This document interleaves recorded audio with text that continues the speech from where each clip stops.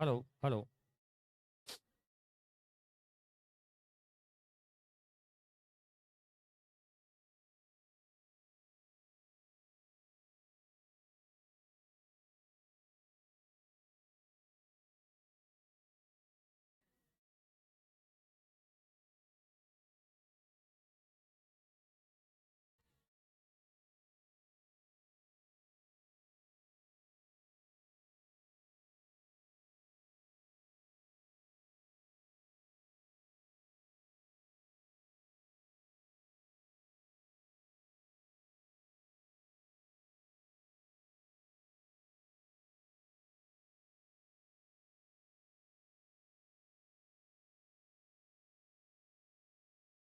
Hello.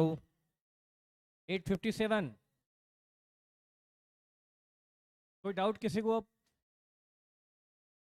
3 minute बचे हैं अभी ऑफिशियली। किसी को डाउट हो तो डिस्कस कर सकता है। ऑनलाइन ऑनलाइन स्टार्ट हो गया। ऑनलाइन स्टार्ट हो गया ना? ऑनलाइन बेटा कोई डाउट हो तो पूछें।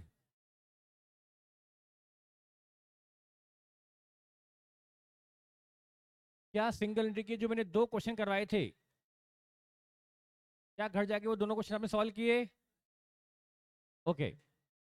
तो आज हम, अभी कोई डाउट कुछ ऐसा आ नहीं रहा है। इधर ऑनलाइन में भी नहीं है, या तो ऑनलाइन में मुझे लगता है कि अभी स्टार्ट नहीं हुआ है।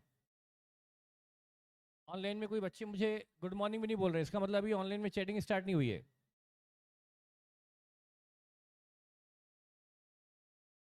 अच्छा, गुड मॉर्निंग स्टार्ट हो गई, अब हुई। Good morning online. यस बेटा, आपने भी शायद दोनों क्वेश्चन कर लिए होंगे।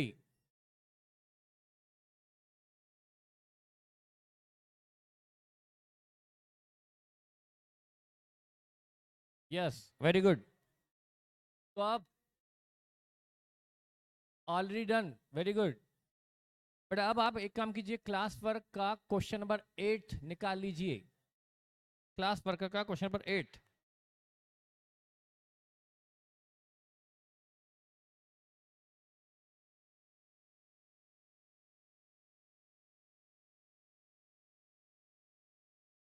गुड मॉर्निंग ऑल, इधर चलिए। क्वेश्चन नंबर 8, टाइम 8:59, बस 1 मिनट बचा है।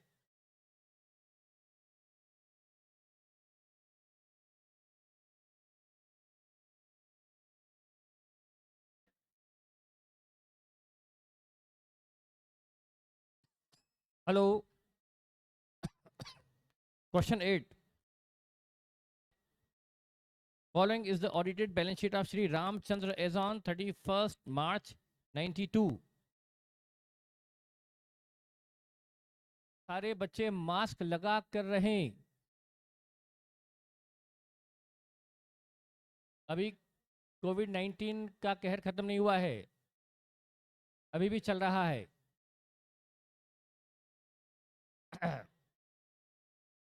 ऑनलाइन वाले बच्चों को जरूरत नहीं है। चलिए क्वेश्चन नंबर 8, क्या अभी भी 9 बजा है, क्या अब हम स्टार्ट कर सकते हैं? तो चलिए हम क्वेश्चन नंबर 8 से स्टार्ट करते हैं।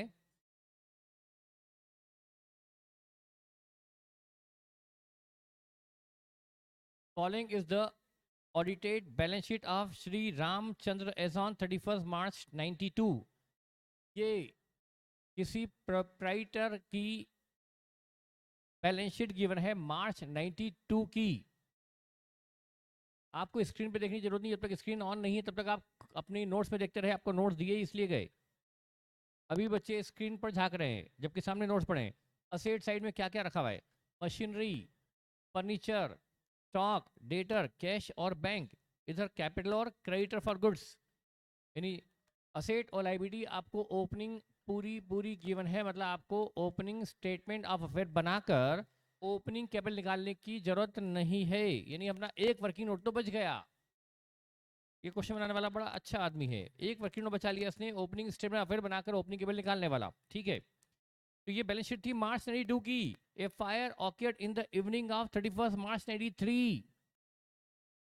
इवनिंग ऑफ 31st March 93 मतलब एग्जैक्टली आफ्टर 1 ईयर जो बैलेंस शीट दी है वो मार्च 92 की है और आग लगी है मार्च 93 में। आफ्टर 1 ईयर, पूरे पूरे 1 साल बाद आग लगी है, पूरे पूरे 1 साल बाद, वो भी इवनिंग में, मतलब पूरे 365 दिन बाद, ताकि हमें अकाउंटिंग में ऐसा ना हो कि डे वाइज अकाउंटिंग पूरे साल भर का। ये the cashier absconded with the available cash in the cash box. अच्छा, कैशियर कैश लेकर भाग गया।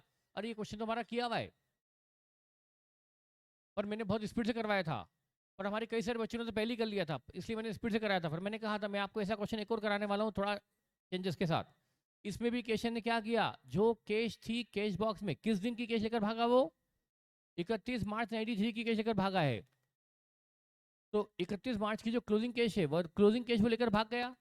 तो क्लोजिंग कैश हम बैलेंस शीट में दिखाएंगे या P&L में दिखाएंगे, क्योंकि वो कैश यदि लेकर नहीं भागता तो बैलेंस शीट में दिखाते, कैश अकाउंट का बैलेंस कैश अकाउंट में भी दिखाते और बैलेंस शीट में भी दिखाते, पर अब वो बैलेंस शीट में नहीं बल्कि प्रॉफिट एंड लॉस में दिखाएंगे, क्योंकि वही कैश तो लेकर भागा है। तो कैश का जो लॉस हुआ है उसको कैश अकाउंट से क्रेडिट और पीएल में डेबिट। ओके, ये तो वही पॉइंट है। The trader give you the following information, फिर से लिख दिया ट्रेडर, मतलब ये मैन्युफैक्चर नहीं, प्रोसेसर नहीं, बल्कि ट्रेडर है। उसने हमें दी है निम्नलिखित जानकारी। Information number 1, sales are effected 20% for cash and balance on credit. इसकी 20% सेल कैश में है और 20% सेल कैश सेल है और 80% सेल, ये पॉइंट तो वही वाला है। कौन सा वही वाला, कौन सा वही वाला सर, वही वाला कल कल किया था मैंने वही क्वेश्चन, उसमें यही पॉइंट था, सिमिलर पॉइंट है। His total sale for the year ended March 93 were 20% higher than the previous year. अरे बाबा रे, ये तो वो का वही क्वेश्चन निकला। इसकी इस साल की सेल पिछले साल से 20% ज्यादा है, ये पॉइंट तो हमने कल भी देखा था, देखा होगा। All sales and purchase of goods were evenly spread throughout the year as also in last year, as also in last year. पिछले सेल इवनली रही, परचेज भी इवनली रही, और ऐसा इस साल ही नहीं बल्कि प्रीवियस ईयर में भी ऐसा ही रहा। इवनली रही मतलब हर महीने एक जैसी, परचेज भी हर महीने एक जैसी, सेल भी हर महीने एक जैसी, और ऐसा लास्ट भी हुआ था। इनका मतलब इनका कोई सीजन ऑफ सीजन नहीं होता, पूरे साल एक जैसा चलता है। जबकि मैक्सिमम बिजनेस में क्या होता है, मैक्सिमम बिजनेस में कुछ सीजन होते हैं कुछ ऑफ सीजन, लेकिन ये बिजनेस में ऐसा सीजन ऑफ सीजन है ही नहीं। पूरे साल भर सेल इवनली रही और पूरे साल भर परचेज इवनली रही, और ऐसा प्रीवियस ईयर में भी हुआ है, ऐसा लास्ट ईयर में भी हुआ है, और ऐसा करंट ईयर में भी हुआ है, ये दिया हुआ है। अच्छा, term of credit debtors 2 month, creditor 1 month, मतलब हम अपने कस्टमर को, ये व्यक्ति मिस्टर रामचंद्र जो प्रोप्राइटर है, जिसके हम अकाउंटेंट है, ये हमारा ऑनर, अपने कस्टमर को 2 महीने की उधारी देता है। 2 मंथ क्रेडिट, क्या लिखा है, टर्म्स ऑफ क्रेडिट मतलब उधारी की अवधि, 2 महीने की क्रेडिट देता है, मतलब माल बेचने के बाद, उधार माल बेचने के बाद पेमेंट 2 महीने में आता है। यदि माल बेचा है 4 जनवरी को, तो 4 जनवरी से 4 मार्च को पेमेंट आ जाएगा। मतलब यदि माल बेचा है, समझ में आ गया आपको, और क्रेडिटर से इसे उधारी मिलती है 1 महीने की, मतलब ये उधार जो माल खरीदता है उसका पेमेंट 1 महीने बाद करता है। 8, यदि उसने माल खरीदा है 8 ऑफ फेब को, तो उसका पेमेंट करेगा 8 ऑफ मार्च को पेमेंट कर देगा। ये उसकी उधारी इसको मिलती है। इसने उधारी दी है, अपने कस्टमर को क्रेडिट दी है 2 मंथ की, पर इसको क्रेडिट मिली है 1 मंथ की। ये बहुत ही इंपॉर्टेंट पॉइंट है जो हमें काम आने वाला है, इसीलिए मैंने क्वेश्चन लिया है ये वाला, सिर्फ इस पॉइंट के लिए। बाकी क्वेश्चन डिक्टो सिमिलर है, सिर्फ इस पॉइंट के लिए मैंने क्वेश्चन बदला है। अच्छा, stock level was maintain at 35,000 all through out the year. Opening stock कितना था, ओपनिंग स्टॉक भी 35 था, और क्या बोलते हैं, stock level was maintain at 35,000 through out the year, मतलब पूरे साल भर स्टॉक 35, ओपनिंग में भी 35 था, और इस साल भी 35 ही मेंटेन किया गया। मतलब जब आग लगी 31 मार्च 93 को, 31 मार्च 93 को, उस दिन भी स्टॉक 35 ही रहा होगा। तो क्लोजिंग स्टॉक की इंफॉर्मेशन दे दी गई इस तरह से। तो क्वेश्चन बनाने वाले ने इस तरह से मैं दे दी है stock, closing stock information, closing stock रहा 35,000। ठीक है, कोई doubt? A study GP rate of 33% on turnover was maintain. Actual में ये 33 नहीं है, मिसप्रिंट है, ये 33.33 है। Actually it is 33.33। करेक्शन कर लीजिए, कल मत चिल्लाना कि सर ये क्या था। 33.33 है, रॉन्गली प्रिंट हो गई अपने नोट्स में 33, एक्चुअली 33.33 मतलब 1/3 जीपी रेट है, 1/3 ऑन सेल मतलब 1/2 ऑन कॉस्ट। ये हमें जीपी रेट गिवन है, ये जीपी रेट जब दी है तो कहीं ना कहीं तो काम आएगी। मान के चलो जीपी रेट का यूज कहीं ना कहीं तो होगा, ठीक है भाई, कर लेंगे हम यूज इसका। A GP rate of 1/3 on turnover was maintain throughout the year, जो भी होगा। Creditors were paid by cheque only, payment to creditor cheque से होता है। और there is no cash purchase, यानी सारी की सारी परचेज क्रेडिट पर होती है, कैश परचेज नहीं है। सेल कैश में है, सेल 20% कैश होती है, 80% क्रेडिट, लेकिन परचेज पूरी की पूरी क्रेडिट होती है, ठीक है भाई। इस private record and bank passbook cap with him disclose the following transaction. इसकी पासबुक से हमें क्या क्या पता पड़ा, उसकी पासबुक से क्या क्या पता पड़ा, इसकी passbook, his private record and the bank passbook kept with him disclose the following transaction for the year। इसकी पासबुक से पता पड़ा मिसलिनियस बिजनेस एक्सपेंस से। अच्छा, ये प्राइवेट रिकॉर्ड भी है और पासबुक भी, ये मतलब ये इन्फॉर्मेशन सिर्फ पासबुक की नहीं है, ये पासबुक की भी है और अदर इन्फॉर्मेशन भी है, मतलब इसको सिर्फ बैंक ट्रांजेक्शन मत मानना, क्योंकि इसमें पासबुक के अलावा और भी दिया हुआ है, ठीक है। इस miscellaneous business expenses 180 including 35,000 paid by cheque, इस 1,80,000 में से 35,000 चेक से दिए गए। अच्छा, इधर इसमें से क्या लिखा है, ऑफ विच 5,000 वॉज आउटस्टैंडिंग, इसमें से 5,000 आउटस्टैंडिंग है, 5,000 भी बकाया है। ऑफ विच मतलब 180 में से 5 अभी बकाया है, 5 अभी आउटस्टैंडिंग है, तो 180 में से 5 आउटस्टैंडिंग है, इसका मतलब 180 में से यदि 5 का पेमेंट नहीं हुआ, मतलब पेमेंट हुआ है अभी 175 का, पेमेंट हुआ है 175 का। अच्छा, 175 पेमेंट हुआ है, उस 175 के पेमेंट में से 170 के पेमेंट में से, यस नितेश कुमावत ने बता दिया मुझे सही आंसर, 140 कैश। इधर ऑनलाइन में 140 कैश बता दिया नितेश ने, आपने भी बता दिया। 175 में से 35 चेक से है, तो डेफिनेटली 140 कैश में हुआ।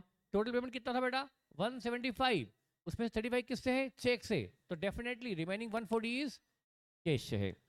अच्छा, रिपेयर ये कैश में है, एडिशन टू मशीनरी 50,000 है, ये चेक से पेमेंट हुआ है, और प्राइवेट ड्राइंग 36 ये बाय कैश है। ट्रेवलिंग एक्सपेंसेस 12,000 बाय कैश, मतलब क्वेश्चन बनाने वाला कैश और चेक के ट्रांजैक्शन अलग अलग दे रहा है। यदि अलग अलग दे रहा है कि ये चेक ये कैश, ये कैश ये चेक, ये चेक ये कैश, इसका मतलब कैश बैंक अकाउंट अलग अलग बनाना है, हमें कैश बैंक कंबाइंड हमें नहीं बनाना है। जब भी कैश और चेक की पेमेंट की इंफॉर्मेशन अलग अलग मिल जाए, मतलब क्वेश्चन बनाने वाला यही चाहता है कि आपको कैश और बैंक अलग अलग बनाना है। हाँ, ये इन्फॉर्मेशन कंबाइंड ही होती तो शायद हमें कैश बैंक कई बार कंबाइन बनाना पड़ता है मजबूरी में, पर यहाँ तो हम अलग अलग बनाएंगे क्योंकि हमें कैश और चेक के ट्रांजैक्शन अलग अलग गिवन है, ठीक है। Collection from debtor including 37 for cash, debtor से जो हमें अमाउंट मिला है उसमें 30,000 तो कैश है। अच्छा, डेटर से कलेक्शन कितना हुआ ये हिडन है, ये अननोन है, यदि डेटर से कितना प्राप्त हुआ ये हमें निकालना पड़ेगा balancing figure of debtor account, लेकिन उसमें से 30,000 कैश में है, ये गिवन है, मतलब उसने ये इन्फॉर्मेशन दे दी कि डेटर से 30,000 कैश मिला है, लेकिन डेटर से चेक कितने मिले वो गिवन नहीं है, वो हमें निकलेगा balancing figure of debtor account. Cash receipt from debtor given है पर cheque receipt from debtor given नहीं है। And payment to creditor were prompt all along, payment to, अच्छा sorry, collection from debtor and payment to creditor were prompt all along, दोनों चीजें बिल्कुल time पर है, मतलब हमने क्रेडिट में कोई डिले नहीं किया और डेटा ने भी पेमेंट में डिले नहीं किया, मतलब हमें पेमेंट बिल्कुल प्रॉम्प्टली मिला है, टाइमली मिला है, no delay, no delay in payment, no delay in receipt from debtor, सब कुछ बिल्कुल टाइम पे हुआ है। हमने डेटर को उधारी कितने महीने की दी है, 2 महीने की, तो पेमेंट वाकई 2 महीने में आ गया। हमें सप्लायर से उधारी कितने महीने की मिली, 1 मंथ की, तो हमने वाकई पेमेंट 1 मंथ में कर दिया, कोई इसमें डिले नहीं है, ना तो डेटर से मिलने में कोई डिले है और ना हमारे क्रेडिट के पेमेंट में डिले है, सब कुछ प्रॉम्प्ट है, प्रॉम्प्ट ऑल अलोंग, मतलब सब कुछ प्रॉम्प्टली हुआ है, सब कुछ टाइमली हुआ है, कहीं कोई डिले नहीं है। उसके बाद depreciation is to be provided on machinery 10% on closing book value, depreciation is to be provided on machinery at the rate of 10% on closing book value। Machine की ओपनिंग बुक वैल्यू क्या थी, 40, machine खरीदी कितने की इस साल, 50 की machine खरीदी ना अपन ने, यही तो मैं बोलता हूँ, दिमाग ठिकाने पे नहीं होता। जब हमने पढ़ा था बीच में, मैंने कहा था डेटा रिटेन करना माइंड में जरूरी है कि हमने मशीन कितने की खरीदी। भूल गए, मैंने पूछा मशीन कितने की खरीदी, तो सोच रहे हैं कहाँ खरीदी, कब खरीदी, हमने कब खरीदी सर। अरे बेटा हमने नहीं, मिस्टर रामचंद्र जी ने खरीदी ना मशीन। कितने की? 50 की। पर दिमाग में वो डेटा भूल गए थे ना। कितनी जल्दी दिमाग से ये काम की बातें बाहर हो जाती है। तो मशीन की क्लोजिंग वैल्यू कितनी हो गई? 90,000। ओपनिंग थी 40, परचेस की 50 की, मशीन हो गई 90 की। 90 की जो क्लोजिंग वैल्यू है उस पर लगेगा 10%, डेप्रेशन 9,000। क्लोजिंग वैल्यू के लिए बोल दिया है, मतलब जो मशीन खरीदी 50, वो आपकी क्लोजिंग बुक वैल्यू में शामिल है। तो अब ये आपको मंथ वाइज चलने की जरूरत नहीं कि हमने मशीन कब खरीदी। जब क्वेश्चन कह रहा है कि क्लोजिंग वैल्यू पे 10% लगा दो, क्लोजिंग वैल्यू पे 10% लगा दो, क्या लिखा है? Depreciation is to be provided on machinery at 10% of closing book value. Closing book value 90,000 है, उसी 90,000 पर आपको 10% डेप्रिसिएशन लगाना है, मतलब आपको 9,000 डेप्रिसिएशन लगाना है। इसमें आपको ये देखने की जरूरत नहीं बची कि मशीन आपने ईयर में मिड में परचेस की, या ईयर के बिगिनिंग में खरीदी, या ईयर के एंड में खरीदी, या 2 महीने बाद, या 8 महीने बाद। लेकिन बस कह दिया कि क्लोजिंग वैल्यू पे 10% लगा दो, तो क्लोजिंग वैल्यू 90 है, उस पर 10% लगा दो, आंख बंद करके 9,000। और डब्ल्यूडीबी फिर क्या बचेगी? 81, वो जाएगी बैलेंस शीट में इधर। The cash stolen is to be provided in the PNL. जो कैश चोरी गई वो पीएल में चार्ज कर दो। वैसे हम करने वाले थे, जो कैश चोरी गई है, जो कैश लेकर भागा है, वो हम वैसे भी डालने वाले थे प्रॉफिट एंड। इसने कह दिया prepare trading PNL for the year ended March 93 and a balance sheet as on that date. ठीक है, आपको ट्रेडिंग पीएल बैलेंस शीट बनानी है। चलिए देखिए,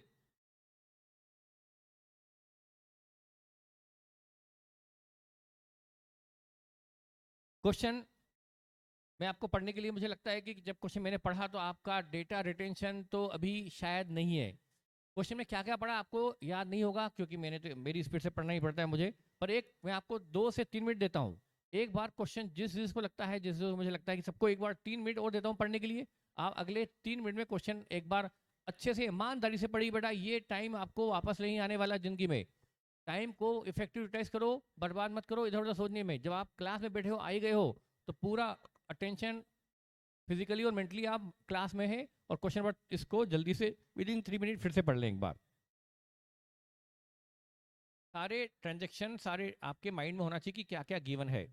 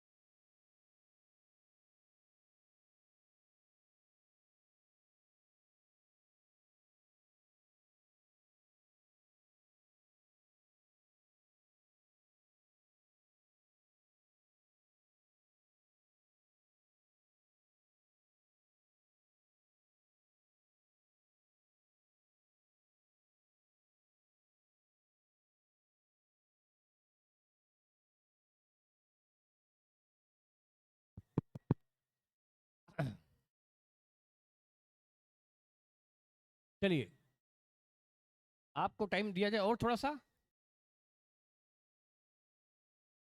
बेटा आप इस क्वेश्चन को पढ़ लीजिए अच्छे से, क्योंकि हम क्वेश्चन कैसे कर रहे हैं मैंने पढ़ लिया। डेटा मेरे माइंड में है, आपके माइंड में कुछ भी नहीं है। तो मैं तब तक है ना कॉलम बना लेता हूँ। आपको जरूरत तो है नहीं सारे कॉलम की, आपको तो अभी नोट ही नहीं करना है।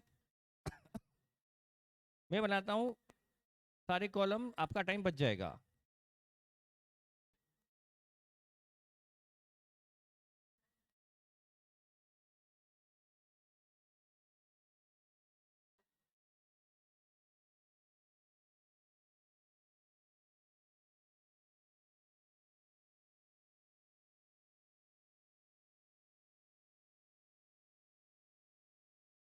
प्लीज़ बेटा बातचीत करने की बजाय अपने करियर पे ध्यान दो। बेटा सही बोलूँ तो मतलब आप लोग बेटा अ, अपनी मर्जी के मालिक हो। मैं बस एक बार बोलूँगा आपको इन सब बातों के लिए, अच्छे बच्चे इस बात को एक बार सुनकर हमेशा के लिए अडॉप्ट कर लेते हैं। जिसको वाकई अपने करियर की बहुत चिंता है, जो वाकई 100% डेडिकेटेड है अपने करियर के लिए, वो ये सब चीज़ें नहीं करता। यदि मैंने आपको टाइम दिया है पढ़ने का तो आपको पढ़ना चाहिए, आपको एक मिनट भी इसमें से बर्बाद नहीं करना चाहिए। बेटा मैं आपको एग्जांपल दूं, जो अपनी इंडिया टॉपर थी, वो जो भी नाम, अच्छी बात है आपको नाम पता है, ये बहुत अच्छी बात है कि आपको पता है कि कौन यहाँ पर इंडिया टॉपर थी। उसके बाद बताना चाहूँगा कि वो जब पीछे बैठती थी, अ, वो जो उधर कॉलम, ये जो वहाँ एरिया जहाँ आप बैठे उस तरफ, वहाँ वो बैठती थी हमेशा। बेटा वो अपने बैठने के बाद आसपास उसको दुनिया से मतलब नहीं होता था कि मेरे पीछे आगे राइट हैंड लेफ्ट हैंड पे कौन फ्रेंड बैठा है, उसको किसी से भी मतलब नहीं होता था। किसी से बातचीत मैंने उसको कभी करते हुए देखा ही नहीं। और यकीन नहीं मानेंगे, जैसे उसको लगता था कि ये चीज़ मेरे लिए बहुत ईजी है, सर रिपीट कर रहे हैं बाकी बच्चों के हिसाब से चल रहा है। तो बेटा उसके सामने न सिर्फ अकाउंट के नोट्स खुले होते थे, बल्कि उसके साथ में अकाउंट पढ़ रही होती थी, दूसरे चैप्टर दूसरे सब्जेक्ट के भी अकाउंट नोट्स खुले होते थे। आप सोच सकते हो क्या डेडिकेशन था बेटा। टाइम यूटिलाइजेशन कितना अच्छा था कि जब क्लास में बैठी हैं तो हम क्यों यहाँ पड़ोसी से बात करने थोड़ा है बेटा, आस पास लेफ्ट हैंड राइट हैंड पे बातचीत करने से जिंदगी में कुछ भी हासिल नहीं होगा। आप यहाँ से क्लास से निकलेंगे वो सब चीज बिल्कुल जीरो हो जाएगी। आपने जो पास के वाले फ्रेंड से थोड़े से बात कर ली, उसमें न तो आपको कोई बेनिफिट हुआ ना उसको कोई बेनिफिट हुआ, नुकसान दोनों का ही हुआ। वो नुकसान हमें नजर ही नहीं आता। कैसे आएगा नजर आपको बेटा। हम तो आदत है हमारी कि हम बैठते थोड़ी बातचीत कर लेते हैं, पर बेटा एक टाइम प्लान करो ना, जैसे बीच में ब्रेक हुआ, ब्रेक होता है वो टाइम करो ना, भरपूर बातचीत करो, जी भर के बातचीत करो, चिल्ला चिल्ला के बातचीत करो। लेकिन बेटा जब पढ़ाई कर रहे हैं, कैसे आप पढ़ाई करते करते क्वेश्चन पढ़ने के दौरान आप छोड़ करके बातचीत शुरू कर सकते हो बेटा। उसके बारे में बताना चाहूंगा कि क्यों रैंक आई, क्यों डेडिकेशन किसको कहते हैं बेटा। वो अपने साथ में दो दो नोट्स रख के बैठती थी कई बार। तो जैसे ये क्वेश्चन उसने मान लो कर लिया, अच्छे से कर लिया, तो वो क्यों देखे, वो अपना दूसरा क्वेश्चन जो भी होमवर्क है, वो होमवर्क जो दिया होता दूसरे सब्जेक्ट का वो करना शुरू कर देती, ताकि घर पे जाके कुछ नया पढ़ ले, होमवर्क का लोड कर यहीं खत्म करके चले जाओ। पर हम क्या करते हैं, हमारे पास यदि टाइम है तो हम बजाय कुछ करने, क्योंकि बेटा इतना इतना हार्डवर्क इतना डेडिकेशन बहुत रेयर लोगों में होता है, पर होना चाहिए कुछ बच्चों में। तो यदि वो आ जाए तो बेटा वो भी कमाल कर सकते हैं। रैंक किसी की बपोती नहीं होती, डेडिकेशन और डिवोशन से आती है। और वो आखिरी के 2-3 महीनों के डिवोशन डेडिकेशन से नहीं आ सकती। आ जाए तो आपकी भगवान की मेहरबानी, बाकी अदरवाइज मेहनत से लानी है तो अभी से सोचना पड़ेगा, ईच एंड एवरी मिनट को यूटिलाइज करने का सोचना पड़ेगा। मेरा मानना है कि आज से यदि इस क्लास में मेरी बात को सुनकर 4 बच्चों ने भी इस बात को अडॉप्ट कर लिया तो उनका उद्धार हो जाएगा। चलिए, तो मैं आपको टाइम दिया हूँ बेटा पढ़ने के लिए, और तो आपको टाइम उसके पढ़ने पॉइंट को समझने में जाना चाहिए, जो क्वेश्चन के टिपिकल पॉइंट है, नए नए पॉइंट है, उसको जज करके उससे कुछ सोचना। ठीक है ना सर, बताएंगे तब देख लेंगे ना यार। अरे आप पहले सोच लो ना बेटा कि इस क्वेश्चन में नया क्या है। चलिए, तो मैं ये क्वेश्चन आपको स्टार्ट कर रहा हूँ। मैंने ट्रेडिंग पिल बना दिया, मैंने बैलेंस शीट बना दी, और वर्किंग नोट नंबर 1 में मैंने बनाया कैश अकाउंट, जिससे निकलने वाला है कैश डिफॉल्गेशन। इसके बाद मैंने बनाया बैंक अकाउंट, इससे निकलने वाला है क्लोजिंग बैंक बैलेंस, क्योंकि जो दिया हुआ नहीं है। फिर मैंने बनाया डेटर, क्योंकि क्वेश्चन में क्लोजिंग डेटर दिए हुए नहीं है। मैं बहुत रफली लिख रहा हूँ। क्रेडिट अकाउंट बनाया, हर सिंगल डे की वजह से में डेटर क्रेडिटर कैश बैंक तो बनते ही हैं और कुछ अकाउंट की जरूरत होगी तो बनाएंगे। यस, चलिए नंबर 1, पहले मशीनरी दी है। तो मशीनरी सबसे पहले असेट साइड में मशीनरी दी है। बेटा आपको स्क्रीन पर नहीं दिख रहा होगा तो क्या कर रहे हैं आप, आपको स्क्रीन पर अभी नहीं दिख रहा है, ये प्रोजेक्टर में कोई इश्यू है, तो क्या करेंगे आप मोबाइल पर, अपने अपने मोबाइल पर चाहे आपको साथ में लिखते आना है। ठीक है, आपको लिखते जाना है, तो फिर मैं आपको थोड़ा सा वक्त देता हूँ फॉर्मेट बनाने का। चलो ठीक है ठीक है ठीक है। बेटा आज ऑनलाइन वाले बच्चों, आज आपको थोड़ा सा मेरे साथ बियर करना पड़ेगा। हमारे फेस टू फेस वाले बच्चे थोड़ा सा इधर प्रोजेक्ट खराब होने से अभी दिक्कत में है, तो वो उनके लिए शायद ठीक होगा कि वो साथ साथ में नोट कर लें। तो नोट करने के लिए मुझे टाइम देना पड़ेगा, थोड़ी स्पीड मुझे स्लो करनी पड़ेगी, और स्पीड स्लो करने का मतलब हमारे 2 क्वेश्चन की बजाय एक ही क्वेश्चन हो पाएगा। तो बेटा एक काम करो, जैसा आप लोग चाहे बेटा, आप लोग चाहे कि हमें तो नोट करना है तो मैं नोट करने के लिए टाइम मैनेज कर लेता हूँ, मुझे कोई दिक्कत नहीं। मैं जानता हूँ कि स्क्रीन पर देखना आपके लिए अभी दर्दनाक तो है, क्योंकि आप फेस टू फेस के लिए आए हो, न कि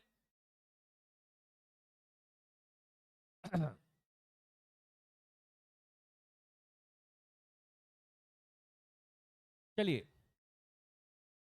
स्टार्ट करूं। चलिए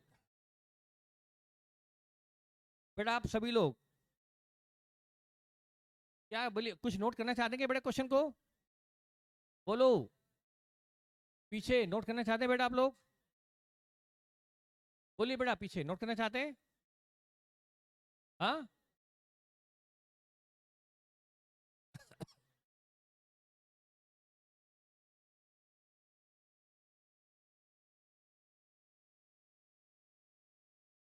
हाँ ठीक है।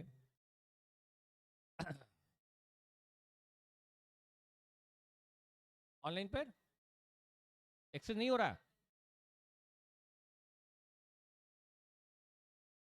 नहीं हो रहा एक्सेस? अच्छा, 100 से ज़्यादा नहीं हो सकते? तो चलो फिर एक काम करो, क्वेश्चन को नोट करना स्टार्ट करो, बनाओ। सभी लोग अपनी कॉपी में खोलो ट्रेडिंग एंड पी अकाउंट। सभी बच्चे अपनी कॉपी में अकाउंट खोलें, ट्रेडिंग एंड पी।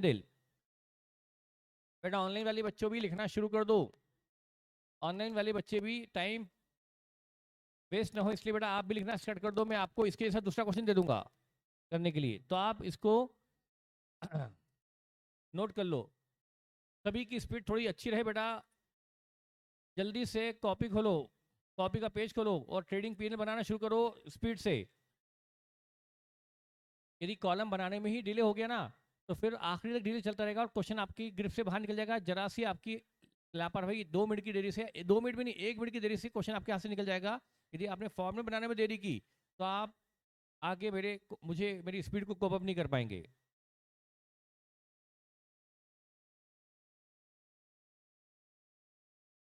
बेटा लाइंस वगैरह मत ड्रॉ करो, पीछे रह जाओगे। या तो लाइन ड्रॉ करने का टाइम भी दूं क्या? बेटा आप बच्चे देखो, अब तो लोगों की कॉपी खुली है और अब स्केल से उन्होंने स्टार्ट किया। बेटा ऐसे कैसे हो पाएगा? गाँव कॉलम बढ़ गए बेटा, हमारी तो बच्चों की अभी कॉपी नहीं खुली है, अभी तो एक शब्द भी, एक पेन उठाइए बेटा। अब मैं क्या करूं? अब तो बच्चे डेट लिख रहे हैं, अभी तो की डेट मैं देख रहा हूँ ना कॉपी, अभी तो बच्चे डेट लिख रहे हैं कि इस डेट को हम क्वेश्चन कर रहे हैं, अभी तो उन्होंने कॉलम बनाना स्टार्ट ही नहीं किए।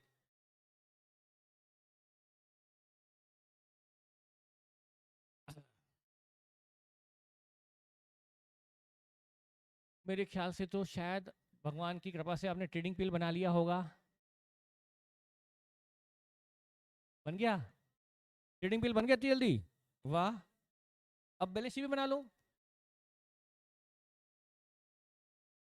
कहाँ बन गया? बैलेंस शीट बन गई। अब बनाओ कैश अकाउंट।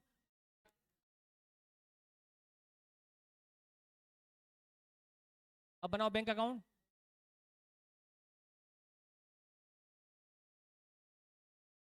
अब बनाओ डेटर अकाउंट। अरे भाई सारे बच्चों का बनना चाहिए ना, एक बच्चा भी पीछे रह गया तो मैं क्या करूंगा? अब बनाओ क्रेडिट अकाउंट।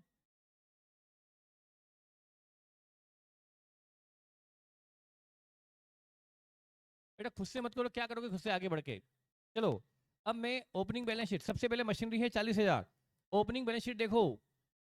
अब आपके नोट्स का पेज नंबर 210 उठाओ, पेज नंबर 210 देखो। क्या पेज नंबर आपने 210 खोल लिया? नहीं तो उसके लिए मैं आपको 20 सेकंड देता हूँ खोलने के लिए। अच्छा खोल लिया, उसमें सबसे पहले बैलेंस शीट देखना शुरू करो। बैलेंस शीट में दिख रही होगी सबसे पहले मशीनरी 40,000। देखिए 40 की मशीनरी, वो 40 की मशीनरी को बैलेंस शीट के इनर कॉलम में ले लो। बैलेंस शीट के इनर कॉलम में मशीनरी 40,000, मशीनरी 40,000। अगला है फर्नीचर। मशीनरी में जगह छोड़ देना, क्योंकि मशीन में एडिशन भी है और डेप्रिसिएशन भी है, तो जगह छोड़ देना और उसके बाद लिखो फर्नीचर भी इनर कॉलम में। अच्छा फर्नीचर भी डेप्रिसिएशन है क्या? फर्नीचर पर डेप्रिसिएशन है क्या? वो जो रेट दिए 10%, वो क्या सिर्फ मशीनरी पे रहे? क्या बात कर रहे हो? तो फर्नीचर को सीधे बाहर लिख दो। फर्नीचर, अच्छा जल गया, तो फर्नीचर को इनर कॉलम में लिखो 10,000, फर्नीचर को 10,000 को लिखो इनर कॉलम में, क्योंकि ये जल गया। फर्नीचर जल गया तो हम इस फर्नीचर अकाउंट को क्रेडिट करके पीएल में डेबिट करने वाले हैं, तो फर्नीचर को भी लिख दो इनर कॉलम में। और ओपनिंग स्टॉक, इसको ट्रेडिंग के डेबिट में लिख दो। ट्रेडिंग के डेबिट में opening stock 35,000।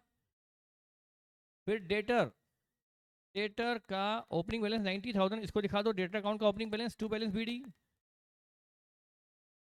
Debtor account 90,000 to balance BD. और कैश 6,000, ये दिखा दो कैश अकाउंट का balance, opening balance to balance BD, cash ₹6,000। Cash in hand आपने ओपनिंग कैश दिखा दी होगी 6,000। और अब ओपनिंग बैंक दिखा दो to balance BD, opening bank दिखा दो 11,000।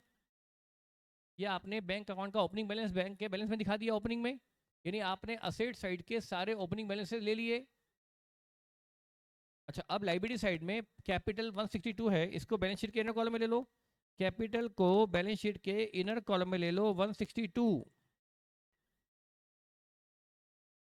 इसके बाद closing creditor, sorry opening creditor 30,000, इसको ले लो क्रेडिट अकाउंट का opening balance by balance BD 30,000, opening creditor 30,000।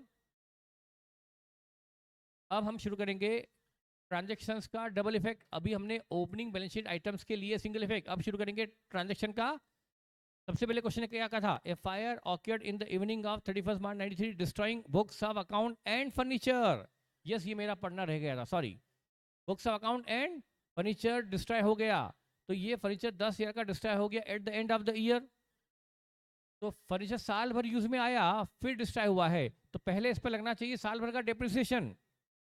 उसके बाद पहले चूंकि फर्नीचर साल भर तो काम में आया, उसके बाद वो जला है, तो पहले उस पर लगना चाहिए डेप्रिसिएशन। उसके बाद जो डब्ल्यूडीबी बचेगी क्लोजिंग, वो जाएगी प्रॉफिट एंड लॉस में। पर क्वेश्चन में रेट ऑफ डेप्रिसिएशन शायद फर्नीचर की दी हुई नहीं है, इसलिए हमें मजबूरी में पहला ट्रांजेक्शन ये आया लॉस ऑफ फर्नीचर, इसको हम पीएल में करेंगे डेबिट और फर्नीचर अकाउंट में करेंगे क्रेडिट। तो पीएल में लिखो,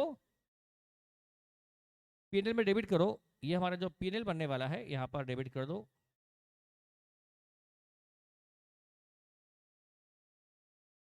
loss of furniture, loss of furniture ₹10,000, furniture PL में करो डेबिट और फर्नीचर अकाउंट से करो क्रेडिट। फर्नीचर अकाउंट से क्रेडिट करने का मतलब लेस करना, तो बाहर फर्नीचर कितना आ गया 0/सन्नाटा नील, तो फर्नीचर आ गया 0।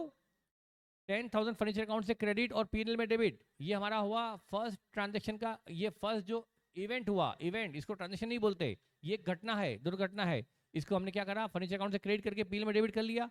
नेक्स्ट है, फिर है, अच्छा कैशियर कैश लेकर भाग गया, ये तो हम बाद में देखेंगे।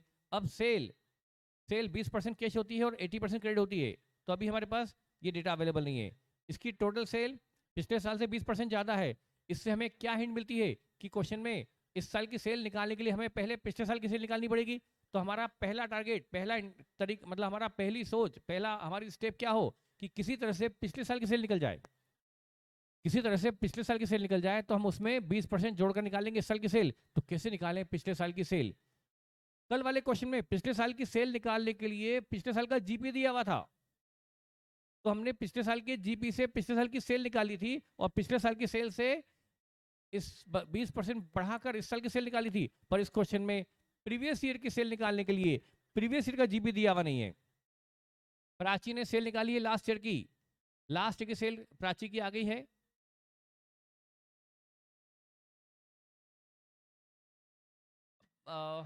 बोलिए बेटा, आप क्या बोलना चाहते हैं? हाँ, 675, 540, ये 540 लास्ट की सेल है क्या? लास्ट की सेल है। कौन बताना चाहता है पूरी हिम्मत से कि ये मेरा आंसर सही है, इसमें कोई गलती नहीं है, ताकि मैं उनकी धज्जियां उड़ा पाऊं? चलो बेटा आप बताइए, इधर yellow yellow shirt T shirt में 5 लाख, ओके। ठीक है,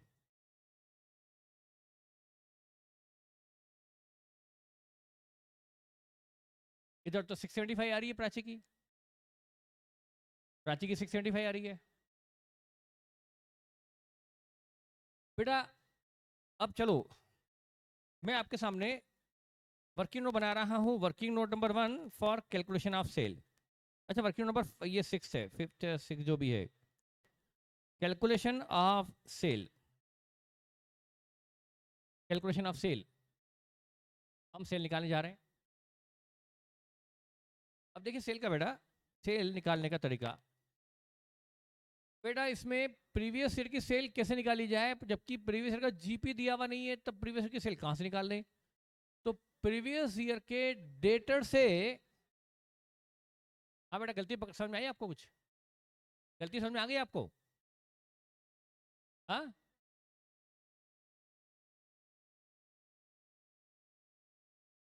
आपको गलती समझ में आ गई आपकी?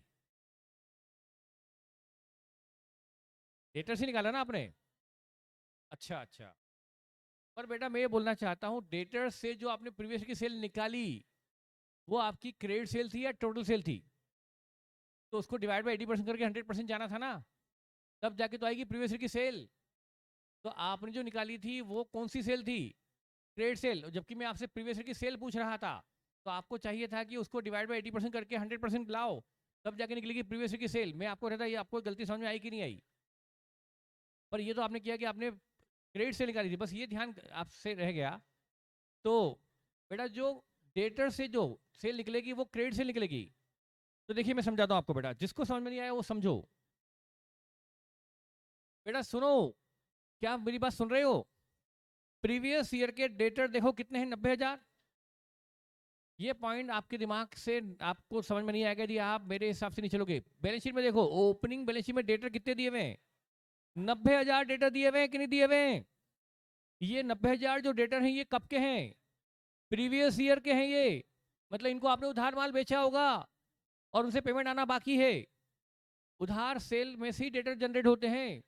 अच्छा आप अपने कस्टमर को 2 महीने की उधारी देते हो, आप अपने कस्टमर को 2 महीने की उधारी देते हो, बताओ इनका एंडिंग क्या है? मार्च। पिछला साल था मार्च 92, ये इनका ईयर एंडिंग है, बताओ यही है ना, मार्च 92। इस दिन इनके डेटर कितने हैं? 90,000। अच्छा बताओ जनवरी 92 में जो माल बिका होगा, यहां जो सेल हुई होगी क्रेडिट सेल, इसका पेमेंट आ गया होगा या आना बाकी होगा? मैं सॉरी, मैं लिख तो ऐसे रहा हूं जैसे आपको दिख रहा है। सॉरी सॉरी सॉरी, हाँ ये ऑनलाइन वाले बच्चों को दिख रहा है। बेटा जनवरी 92 में, जनवरी 92 में सेल हुई, उसका पेमेंट आ गया या आना बाकी है? जनवरी का पेमेंट आ गया होगा। अच्छा डेटर किसको कहते हैं? जिससे पेमेंट आना बाकी हो। बेटा मार्च में पेमेंट कौन कौन से महीनों का आना, किन किन महीनों की क्रेडिट सेल का पेमेंट आना बाकी है मार्च में? मार्च 92 में कौन कौन सी महीनों की क्रेडिट सेल का पेमेंट आना बाकी है? फरवरी और मार्च। मतलब जनवरी का पेमेंट तो आ चुका होगा, उसके पहले दिसंबर का पेमेंट भी आ गया होगा, जनवरी का पेमेंट भी आ गया होगा, फेब का पेमेंट नहीं आया होगा। फेब में जो उधार माल बिका उसका पेमेंट आ गया या आना बाकी है? फेब में जो माल बिका उसको 2 महीने की उधारी दी होगी। 1 फरवरी को भी यदि उधार माल बिका, 1 फेब को भी उधार माल बिका होगा, तो उसका पेमेंट कब आएगा? 1 फेब से 1 मार्च, 1 मार्च से 1 अप्रैल को आएगा। इसका मतलब फेब मंथ में उधार जो माल बेचा गया था पूरे महीने, फेब महीने में, और उसका पूरा पेमेंट अभी आना बाकी है। और मार्च में जो उधार माल बेचा गया उसका पेमेंट भी आना बाकी है। तो ये जो 90,000 डेटर हैं, ये कौन कौन से महीनों की क्रेडिट सेल है? फेब, इसका पेमेंट आना बाकी नहीं, फेब एंड मार्च, ये 2 महीने में जो क्रेडिट सेल हुई इसका पेमेंट अभी नहीं आया, इसका पेमेंट भी नहीं आया। ये हमारे क्लोजिंग डेटर है। तो ये 90,000 की जो डेटर हैं, ये 90,000 के डेटर कितने महीनों की क्रेडिट सेल हैं? 2 महीनों की क्रेडिट सेल, और हर महीने सेल एक जैसी होती है? क्वेश्चन ने कह दिया इवनली होती है। तो 90,000 क्रेडिट, जो 90,000 क्लोजिंग डेटर है, ये किसके सेल के बराबर है? 2 महीनों की क्रेडिट सेल के बराबर है कि नहीं? क्या इतना समझाना काफी है या अभी भी इनसफिशिएंट है? तो देखो 90,000 जो आपके डेटर हैं ओपनिंग, ये आपकी प्रीवियस ईयर की लास्ट 2 मंथ की सेल है। तो आप लिखो इसको, वर्किंग नोट में लिखो, लिखो वर्किंग नोट में, ₹90,000 equal to credit sale of last 2 months of previous year. 90,000 क्या है? Credit sale of last 2 months of previous year. Previous year के आखिरी के 2 महीनों की सेल नहीं, आखिरी के 2 महीनों की क्रेडिट सेल। अच्छा, यदि 90,000 सेल है 2 महीनों की, 2 महीनों की इतनी डिवाइड बाय 2 × 12, तो साल भर की कितनी? 5। और ये क्या आई? Credit sale of last year divide by 80% कर दो, तो ये आ गई total sales of last year. अब वर्किंग नोट का पैटर्न कुछ कितनी आ गई? 670।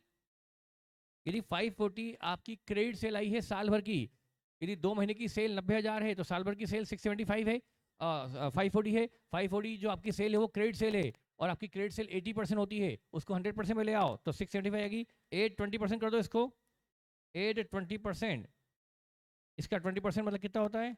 675 का इंटू 0.2, ये होता है 135। इसमें 135 जोड़ दो तो 8,10,000 आ गई total sale of current year.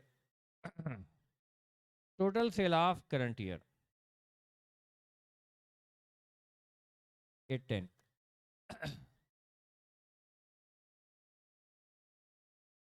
तो 8,10,000, इसका आप 20%, इसको कैश सेल कर लो। कैश सेल इसका 20% है, 162 की कैश सेल है 20%, और क्रेडिट सेल अलग कर लो, क्रेडिट सेल 80% है। यदि 8,10,000 टोटल सेल है, तो क्रेडिट सेल आई 648। इस तरह से हमने प्रीवियस ईयर के डेटर से क्या निकाला?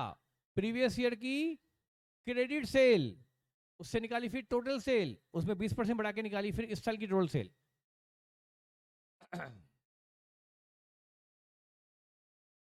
बाकी कितने बच्चों को ये पॉइंट इजीली समझ में आ गया?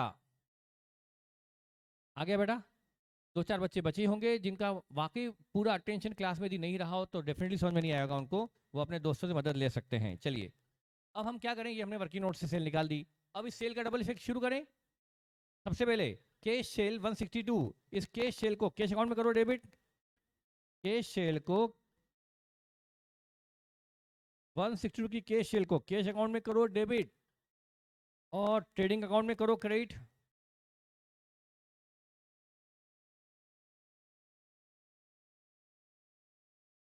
With credit sale, credit sale है by credit sale. Trading account में करो क्रेडिट 648 ना, 640 की क्रेडिट सेल को ट्रेडिंग अकाउंट में करो क्रेडिट, और डेटर्स में करो डेबिट टू सेल 648। 648 की सेल को हमने डेटर में किया डेबिट, और ट्रेडिंग अकाउंट में किया क्रेडिट। नेक्स्ट, अच्छा ये भी हो गया, हमने प्रीवियस ईयर के डेटर से सेल निकालकर, इस साल की सेल निकालकर उसकी हमने अकाउंटिंग डबल इफेक्ट दे दिए। अब नेक्स्ट पॉइंट क्या है? क्लोजिंग स्टॉक कितना है? 35। क्लोजिंग स्टॉक 35 है, इसको ट्रेडिंग में करो credit by closing stock.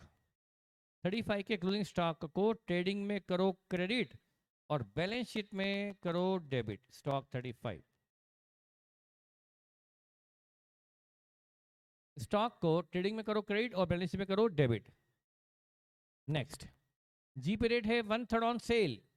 GP rate 1/3 on sale, तो हमें सेल मिल गई क्या?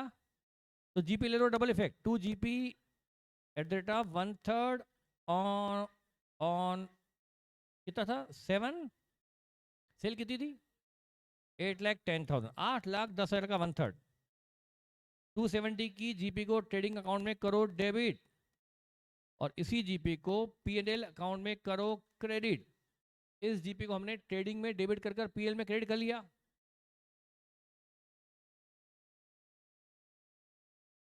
इसके बाद जीपे का इफेक्ट भी हो गया। अब देखो इससे परचेज आ गई कि नहीं आ गई, पर वो बाद में निकालेंगे। चलो कि निकाल लूँ अभी, अभी निकाल लूँ। वैसे हमारा सिस्टम ऐसा नहीं है टू परचेज, हमें ये बैलेंस फिगर लास्ट में लिखाना शुरू करना चाहिए। फिर भी to purchase balance figure, trading account का बैलेंस फिगर क्या आ गई? ट्रेडिंग अकाउंट में ओपनिंग स्टॉक भी गिवन है, ट्रेडिंग में क्लोजिंग भी गिवन है, ट्रेडिंग में सेल भी गिवन है, ट्रेडिंग में जीपी भी गिवन है। तो ट्रेडिंग में क्या बचा? ट्रेडिंग में बैलेंसिंग फिगर बचा है परचेजेज, और वो आई है 5,40,000 की क्रेडिट परचेज। और क्वेश्चन में कह दिया गया कि there is only credit purchase, cash purchase है ही नहीं।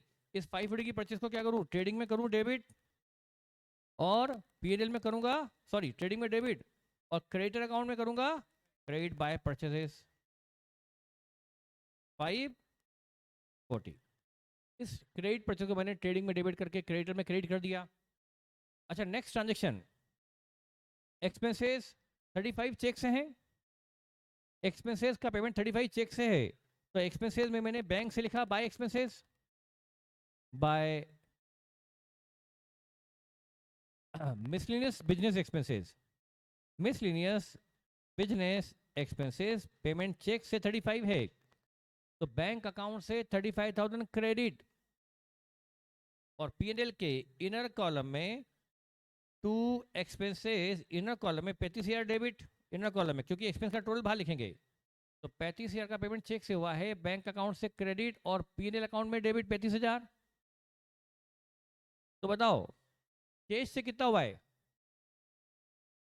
140। कुल एक्सपेंस कितने थे?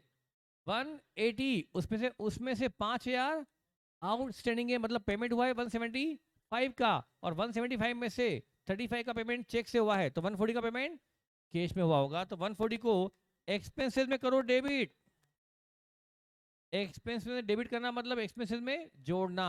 तो 140 को एक्सपेंसेस में जोड़ो, मतलब डेबिट करो, डेबिट एक्सपेंस में डेबिट, और कैश अकाउंट में क्रेडिट बाय एक्सपेंसेस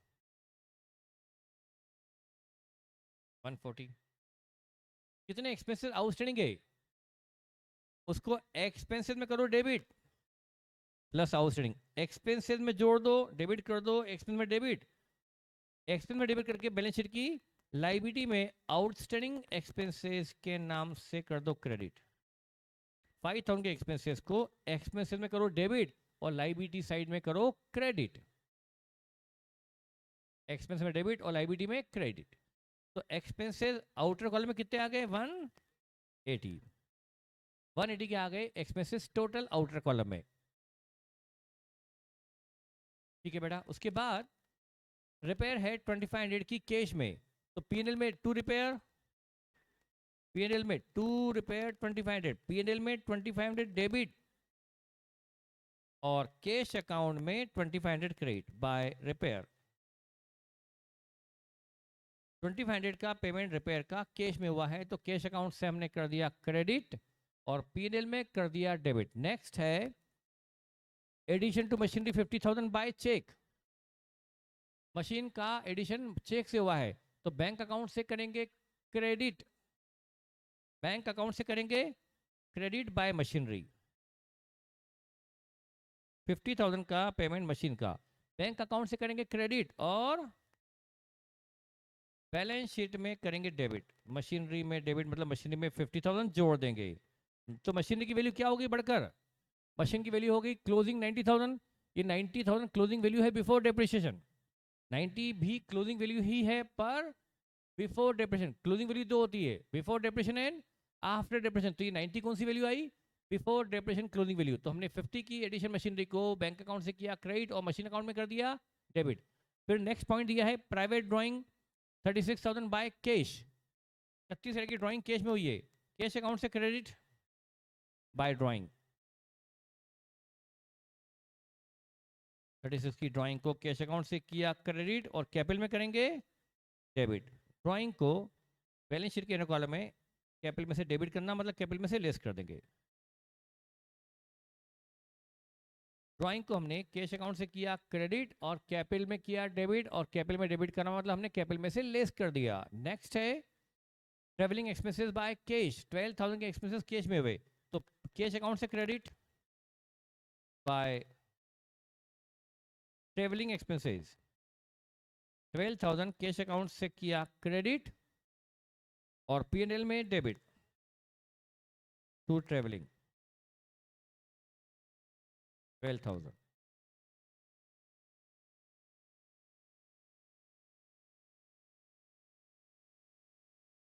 इसके बाद कलेक्शन फ्रॉम डेटर, पॉइंट पढ़िए, कलेक्शन फ्रॉम डेटर कितना है, ये गिवन है क्या? नहीं, लेकिन उसमें से इतना गिवन है कि 30,000 का कलेक्शन कैश में हुआ है, तो 30,000 की तो एंट्री कर ही लो ना, डबल इफेक्ट। 30,000 डेटर से कैश प्राप्त हुई, कैश अकाउंट में डेबिट और डेटर अकाउंट में क्रेडिट। कैश अकाउंट में लिखेंगे टू डेटर्स। 30,000 डेटर से कैश प्राप्त हुई है, तो 30,000 कैश अकाउंट में होगा डेबिट और डेटर अकाउंट में बाय कैश 30,000। ये हो गया। अब इसके बाद दिया है डेप्रिसिएशन मशीनरी पर 10% लगाना है क्लोजिंग बुक वैल्यू पर। तो मशीन 90,000 की है, क्लोजिंग माइनस 9,000, मशीन अकाउंट से करो क्रेडिट, मशीन अकाउंट से लेस कर दो 9,000। बैलेंस शीट के इनर कॉलम में जो आपने मशीन का डिटेल लिख रखा है वहां से 9,000 लेस कर दो, मशीन में से 9,000 क्रेडिट, मतलब मशीन से 9,000 लेस कर दो, मशीन अकाउंट से क्रेडिट, और P&L में टू डेप्रिसिएशन ऑन मशीन 9,000, 9,000 का डेप्रिसिएशन मशीन अकाउंट से क्रेडिट और P&L में डेबिट। तो मशीन की वैल्यू बाहर बची 81,000 की, मशीन की WDV आ गई 81। इसके बाद बस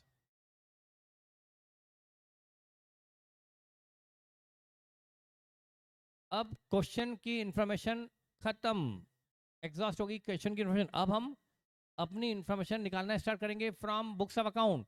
तो अब आपकी निगाह, आपका ध्यान किस तरफ हो, कॉपी पर हो ना कि क्वेश्चन पर। क्वेश्चन की सारी इंफॉर्मेशन को हमने यूज कर लिया, तो अब क्वेश्चन से हमें कुछ भी मिलने वाला नहीं। अब हम क्वेश्चन की जगह सॉल्यूशन देखें।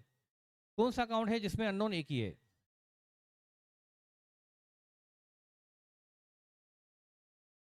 डेटर में अननोन दो दो हैं, डेटर में अननोन एक है या दो?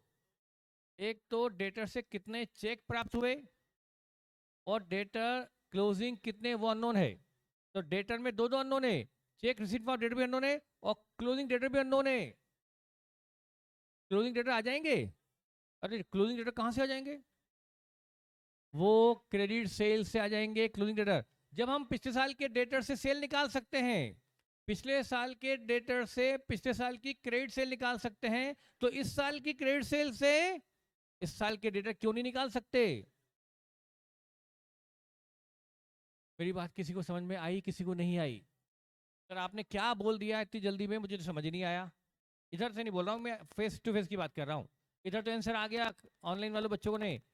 आशुतोष ने मुझे क्लोजिंग डेटर का अमाउंट ही दे दिया, लवी जैन ने मुझे आंसर बता दिया, इदरीस ने भी आंसर बता दिया। 1,00,000, 1,08,000, यस। ध्रुव, ध्रुव ने भी बता दी, ध्रुव मुंद्रा ने भी, लविश मित्तल, रितिशा जैन, शशांक, आपका भी आ गया। तो अब मैं निकालता हूं वर्किंग नोट नंबर जो भी हो, वर्किंग नोट नंबर जो भी हो, क्लोजिंग डेटा निकालने हैं हमको, यहां पर क्लोजिंग डेटा निकालने पड़ेंगे। बट हमारी क्रेडिट सेल कितनी है? क्रेडिट सेल इस साल की 640, ये कितने महीनों की है? 12 महीनों की कितनी, तो 2 महीनों की कितनी? 12 महीने की कितनी डिवाइड बाय 2, तो 2 महीने की कितनी? 1 लाख। बेटा जिनको समझ में नहीं आया समझाऊं क्या? बेटा ये 6,48,000 क्रेडिट सेल साल भर की है और हर महीने सेल बराबर बराबर बराबर बराबर हुई है, एवनली हुई है। आप यदि 6,48 को डिवाइड कर दोगे 12 से, तो आ जाएगी एक महीने की सेल, एक महीने की सेल आ जाएगी, एक महीने की क्रेडिट सेल। और आपको ईयर के एंड में कौन कौन सी महीनों का पेमेंट लेना बच गया, आप बताओ। 31 मार्च तरावने को ईयर एंड में आपको कौन कौन सी महीनों का पेमेंट लेना बाकी है क्रेडिट कस्टमर से? जनवरी 93, जनवरी 93 में माल बेचा होगा, उसका पेमेंट आ गया।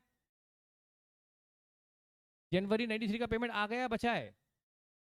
फेब का पेमेंट, फेब 93 का पेमेंट बचा है। मार्च का पेमेंट, मतलब कितने महीने की पेमेंट, कितने महीने की क्रेडिट सेल का पेमेंट आना बाकी है? 2 महीने की क्रेडिट सेल का पेमेंट आना बाकी है, मतलब हमारे क्लोजिंग डेटर कितने हुए? 2 महीने की क्रेडिट सेल के बराबर। तो आप जब आपको साल भर की क्रेडिट सेल दी है, उससे आप इवनली आपको दिया ही गया, तो आप 2 महीने की क्रेडिट सेल निकाल 2 महीने की क्रेडिट सेल निकाल सकते हो। वही आपके डेटर हो गए। तो डेटर हो गए 1,08,000, इसके डबल इफेक्ट दे दो, ये डेटर में लिख दो, डेटर अकाउंट में भी लिख दो बाय बैलेंस सीडी, 1,08,000 लिख दो डेटर अकाउंट में भी, और वही लिख दो बैलेंस शीट में भी, डेटर 1,08,000। जब आप डेटर निकाल सकते हो, तो अब डेटर में क्या बचा? By bank balance sheet figure, take receipt from debtor. Debtor account का बैलेंस शीट फिगर क्या बचा आपका? Take receipt from debtor ₹6 lakh. Debtor से चेक मिला 6 लाख का, ये अननोन था, वो आपने निकाल लिया। तो 6 लाख रुपीज को हम डेटर अकाउंट में करेंगे क्रेडिट, और बैंक अकाउंट में करेंगे debit to debtors, ₹6 lakh. Bank account में डेबिट और डेटर्स में क्रेडिट, ₹6 लाख। नेक्स्ट, क्रेडिटर में भी दो अननोन है। क्रेडिटर में 2 अननोन क्या है? क्रेडिटर में दो अननोन है बेटा लोग। एक तो क्रेडिटर को कितना पेमेंट चेक से हुआ, और कितने क्लोजिंग क्रेडिटर बचे, दो अननोन है। पर हम क्रेडिटर भी निकाल सकते हैं क्लोजिंग। क्वेश्चन ने कहा था वर्किंग नोट बनाओ, एक और working note, calculation of closing creditor. Closing creditor भी निकाल सकते हैं, क्योंकि हमें उधारी कितने महीने की मिलती है, हमारी क्रेडिट परचेस कितनी है? क्रेडिट परचेस इस साल की है 540 की क्रेडिट परचेस थी। बताओ ये कितने महीनों की है? 540 की क्रेडिट परचेस कितने महीनों की है? 1 महीने की। अरे बेटा आप लोग तो जिनका आंसर बहुत पहले आ चुका वो बोले आ रहे हो, बाकी बच्चों का ध्यान ही नहीं है मैं क्या बोल रहा हूँ। टाइम वेस्ट हो रहा है आप लोगों के चक्कर में, कुछ जवाब नहीं आ रहा पीछे से। ये 3-4 बच्चे जिन्होंने आंसर कब का निकाल दिया, जो जिनको तो मैं क्वेश्चन हिंट देता तो वो भी कर लेते घर पे, वो जवाब दे रहे हैं। और जिनके लिए मैं करवा रहा हूँ वो ध्यान नहीं दे रहे मैं क्या पूछ रहा हूँ। जिन बच्चों को तो मैं क्वेश्चन करवाने की जरूरत नहीं थी बेटा, इस क्वेश्चन में था क्या? एक ही पॉइंट नया था। इस क्वेश्चन में एक ही पॉइंट नया था। मैंने आपको कहा था मैं चाहता तो जो बच्चे मुझे जवाब दे रहे हैं उनके लिए तो मैं ये बोल देता कि बस आपने इसमें सेल निकालने का तरीका नया है, बाकी क्वेश्चन वही का वही है, तो भी ये करके ले आते बेटा क्वेश्चन। पर जिनके लिए मैं करवा रहा हूँ वही ध्यान नहीं दे रहे हैं, तो फिर हमारा टाइम वेस्ट हो रहा है। जवाब वो दे रहे हैं जिनको जरूरत ही नहीं जवाब देने की, उनका तो टाइम वेस्ट हो रहा है बेटा ये क्वेश्चन करवाने में। मैं पूछ रहा हूँ आपको क्लोजिंग क्रेडिटर दिए हुए नहीं है, वो निकाला कैसे जाए? पीछे और बीच में और आगे सभी बच्चे जो रिस्पांस नहीं दे रहे हैं और जिनको वैसे भी थोड़ा समझ में कम आता है उनके लिए मैं क्वेश्चन करवा रहा हूँ वाकई में। बाकी में क्वेश्चन करवाने की जरूरत बिल्कुल नहीं थी। क्वेश्चन में परचेज दी है क्रेडिट, और हमें क्रेडिटर अकाउंट में दो अननोन है। देखो क्रेडिट अकाउंट में एक तो पेमेंट टू क्रेडिटर चेक से हुआ है वो अननोन है, और क्लोजिंग क्रेडिट भी अननोन है। तो कैसे निकाली जाए? दो अननोन में से एक अननोन तो निकालना पड़ेगा, अदरवाइज दो अननोन नहीं निकाल सकते। हम क्लोजिंग क्रेडिट निकाल सकते कैसे? हमारी परचेज गिवन है साल भर की, और क्वेश्चन ने कहा था कि हमारी परचेज इवनली होती है। मैं इस परचेज को डिवाइड कर दूं, अच्छा आपको कितने महीने की उधारी मिलती है सप्लायर से? मतलब मैं साल के पहले दिन से चलूं, अप्रैल से चलूं समझाने के लिए, क्योंकि मैं मान रहा हूँ टाइम वेस्टेज पर मुझे क्या प्रॉब्लम होती पता है? 90% बच्चों के चेहरे नीचे झुके होते हैं, जवाब ही नहीं आते, तो लगता है क्योंकि समझ में नहीं आ रहा। तो मैं समझाया जाता हूँ उसमें बच्चे में 10% बच्चों का टाइम भी वेस्ट होता है, और 90% में भी सारे ऐसे नहीं होते कि समझ में नहीं आ रहा है, वो अपना खुद का कैलकुलेशन शुरू कर देते हैं। तो मुझे समझ ही नहीं पड़ता कि आपको समझ में आ गया तो मैं आगे बढ़ूं, या उसी को 2 बार 3 बार 4 बार समझाते रहूं। तो मुझे तो ये लगेगा ना आप लोग गर्दन निकाल के झुका के बैठे हो और जवाब नहीं दे रहे हो, मतलब आपको समझ में नहीं आ रहा है। तो फिर मेरी क्या होती है, मैं एफर्ट्स करते रहूं और समझाने के, कि एक बार नहीं 2 बार नहीं 3 बार नहीं समझाऊं। उसमें अच्छे बच्चों को फिर इरिटेशन होता है कि सर क्यों समझा रहे हैं, हमें तो समझ में आ गया।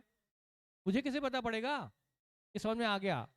तो हमारी क्रेडिट परचेस 540 है साल भर की। अप्रैल में परचेस किया था उधार, उसका पेमेंट मई में हमने कर दिया होगा, मई का जून में, जून का जुलाई में, जुलाई का अगस्त में। इतना स्लो चलना पड़ा मुझे, देखो पूरे 12 महीने बताने पड़ रहे हैं। दिसंबर का पेमेंट कब कर दिया होगा? जनवरी का कर दिया है, करना बाकी है, करना बाकी है मतलब क्रेडिटर, और कर दिया मतलब कोई दिक्कत नहीं। और फेब का पेमेंट, क्योंकि हमें 1 महीने की उधारी मिलती है, तो फेब का पेमेंट हमने मार्च में। तो कौन सी महीने की क्रेडिट परचेस का पेमेंट बचा है? तो ये 5,40,000 परचेस 12 महीने की है, तो इसमें हमें 1 महीने की परचेस निकालनी है, और परचेस पर मंथ इवनली है। सिर्फ इतने से पॉइंट में हमने 5 मिनट बर्बाद किए। 5-5 मिनट हमारे पूरे सिलेबस को बहुत आगे बढ़ा देते हैं। 45,000 हमारा आ गया क्लोजिंग क्रेडिटर। ये क्लोजिंग क्रेडिटर यहाँ पे लिखते हैं, क्रेडिटर में भी लिख दें और बैलेंस शीट में भी लिख दें।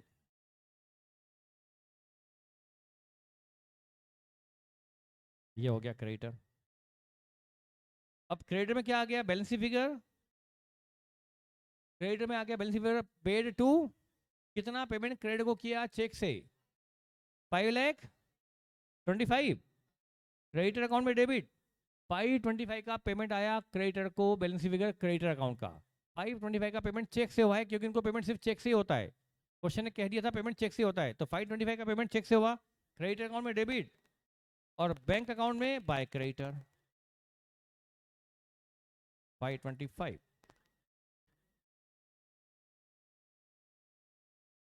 इसके बाद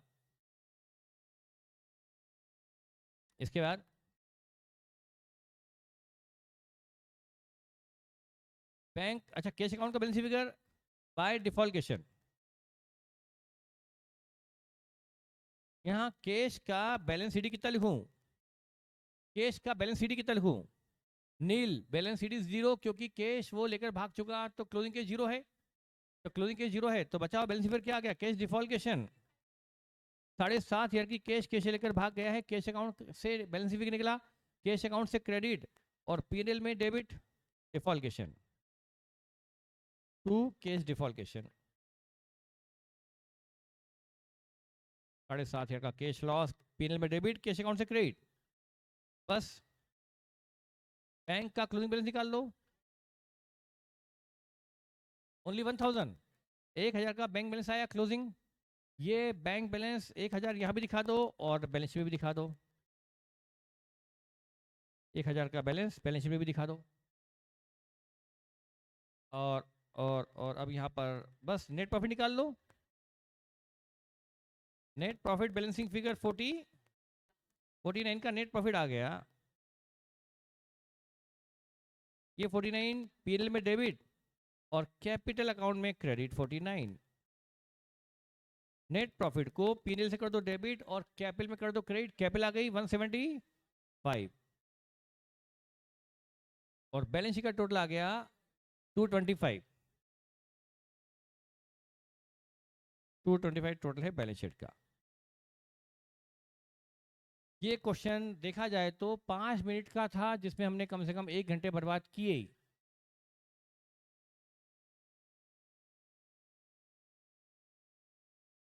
पर उन बच्चों के लिए जो थोड़ा सा स्लो हैं, वीक हैं, उनके लिए मैंने क्वेश्चन करवा दिया, ताकि वो भी बाकी बच्चों के थोड़ा इक्विवेलेंट टू आ जाए।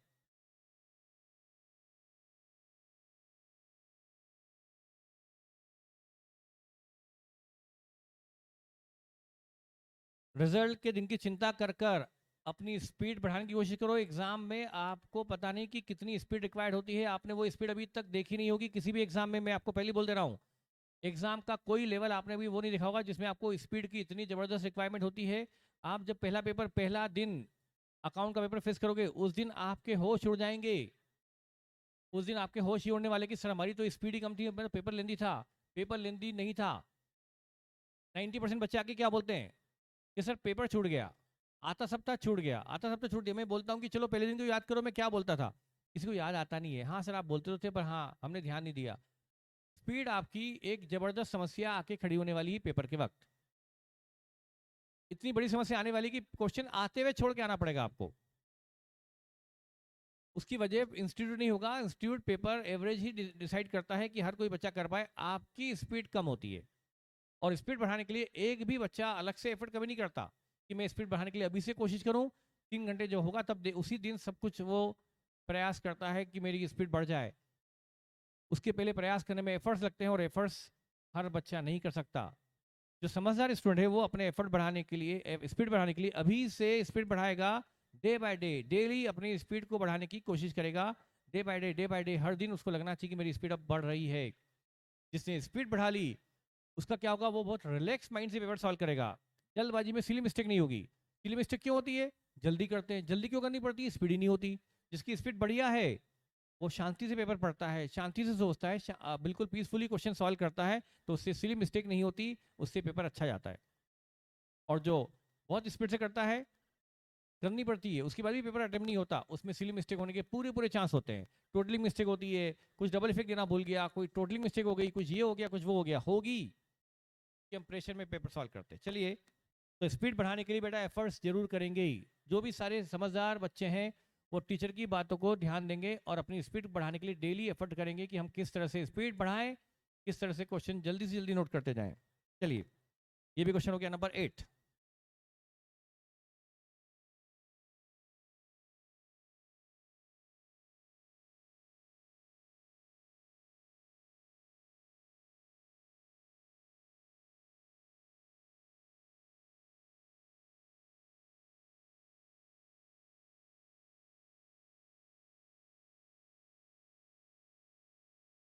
अब आइए क्वेश्चन नंबर, पेज नंबर 217 पर क्वेश्चन नंबर 15 जो मे 97 में पूछा गया। केस डिफॉल्केशन का अमाउंट 7,500 आया बेटा ऑनलाइन में।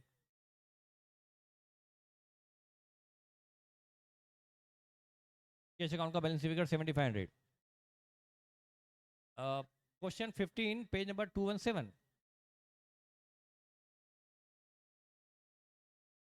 पेज नंबर 217 क्वेश्चन नंबर 15, ये आया हुआ है मे 97 में। क्या आप करंट रेशो जानते हैं? करंट रेशो जानते हैं क्या? Current assets upon current liability से निकलता है करंट रेशो। क्या है, मुझे समझाना होगा या पता है? ठीक है,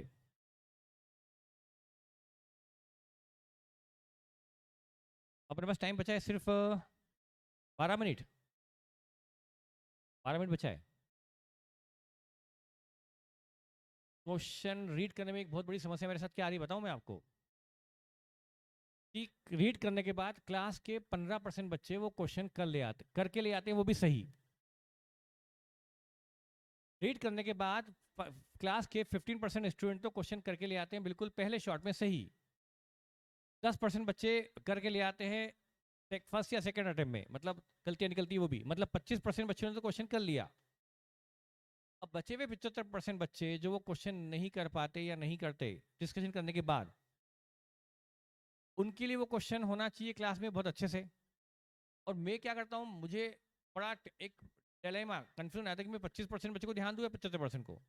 तो कभी कभी मैं स्पीड से क्वेश्चन करवा देता हूँ उन 25% बच्चों को ध्यान रखते हुए कि यार बच्चों का नुकसान ना हो। 25% बच्चे जब क्वेश्चन करके ही ले आए, सही करके ले आए, उनको मैं क्वेश्चन कहाँ झेलाऊँ दोबारा, तो मेरी स्पीड थोड़ी सी बढ़ जाती है उनको ध्यान में रखते हुए, उनके नुकसान को ध्यान में रखते हुए। लेकिन उससे 75% बच्चों को नुकसान हो जाता है कि उनके लिए स्पीड वो हो जाती है जो वो नहीं चाहते, वो स्लो चाहते हैं, और मैं स्पीड फास्ट कर देता हूँ।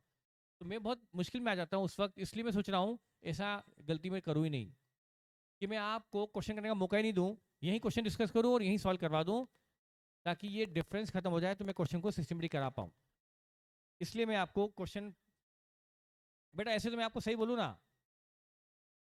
जो स्टूडेंट 15% स्टूडेंट तो ऐसे हैं जिनको मैं सिर्फ क्वेश्चन पढ़ते जाऊँ पढ़ते जाऊँ पढ़ते जाऊँ और वो पूरे क्वेश्चन करके ले आएंगे, मुझे उनको एक भी क्वेश्चन कराने की जरूरत नहीं है। पर ऐसा तो चल नहीं सकता सारे बच्चों के साथ में। तो बेटा क्यों ना मैं थोड़ी तरीका बदलूँ, पूरी क्लास को एक जैसा चलाने के लिए मुझे थोड़ा सा ऐसा करना पड़ेगा। तो चलिए अभी काम दूसरा कर लेते हैं, हम क्वेश्चन अभी डिस्कस करेंगे तो वही एक डिफरेंस क्लास में आना शुरू हो जाएगा। हाँ बेटा,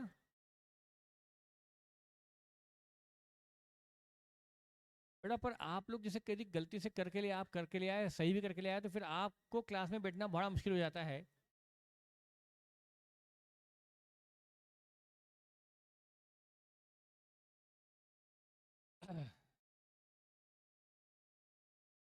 अच्छा, डेटर पर प्रोविजन को लेकर के कंफ्यूजन है आप लोगों को? डेटर पर प्रोविजन को लेकर कि डेटर का प्रोविजन डेटर अकाउंट में क्रिएट होता है या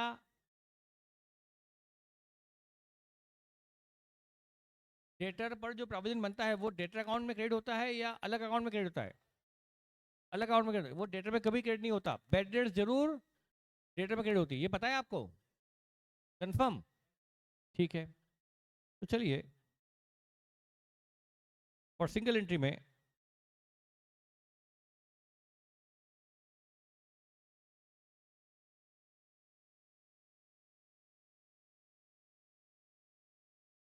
क्वेश्चन नंबर 5 देखिए, क्वेश्चन नंबर 15 मैंने अभी, question number 5,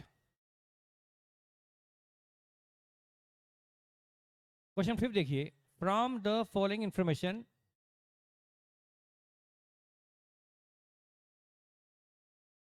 in respect of A trader, आपको बनाना है P&L बैलेंस शीट दिसंबर 92 की।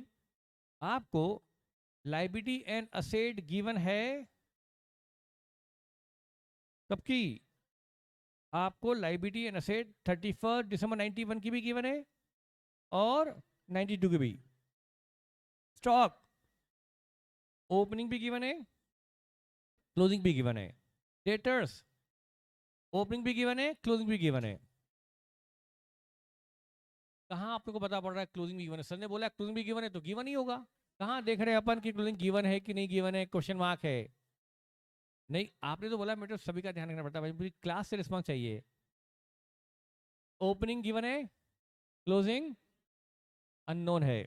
ये कुछ बच्चों की नींद उड़ाने के लिए मैं ऐसे झूठ बोलना पड़ता है मुझे, ताकि उनको भी अपनी गलती का एहसास हो कि हमें तो पता ही नहीं था कि क्या सर बोल रहे हैं। डेटर के बाद बिल्स रिसीवल, क्लोजिंग में क्वेश्चन मार्क लगाए, क्लोजिंग में क्वेश्चन मार्क लगाए, लेकिन ओपनिंग में तो मानना पड़ेगा कि ओपनिंग बी आर है ही नहीं, है ही नहीं, और वो क्लोजिंग है पर अननोन है, ये मानना पड़ेगा। क्रेडिटर फॉर परचेजेज, ओपनिंग भी दिए हैं, क्लोजिंग भी दिए हैं। फर्नीचर 8 WDV, ओपनिंग 60,000, क्लोजिंग 63,500, मतलब फर्नीचर में इस साल एडिशन तो है लेकिन डेप्रेशन भी है। एक्सपेंस आउटस्टैंडिंग ओपनिंग भी है, क्लोजिंग भी। एक्सपेंस प्रीपेड ओपनिंग क्लोजिंग दोनों है। Cash in hand opening closing दोनों है। बैंक बैलेंस ओपनिंग क्लोजिंग दोनों है। अब यहाँ ये पॉइंट नंबर 1 में तो ओपनिंग और क्लोजिंग असेट लाइब्रेरी दी थी। पॉइंट नंबर 2 में receipts and payment during the year 92, ये रिसिप्ट एंड पेमेंट की इंफॉर्मेशन है पॉइंट नंबर 2 में। Collection from debtor after allowing 2.5% discount ₹585, debtor से 585 मिला, और उसमें लेकिन ये जो मिला ये है कलेक्शन, ये तो वो अमाउंट जो हमें मिला है, मतलब ये कितने प्रतिशत है, ये कितने परसेंट है? 97.5% है ये।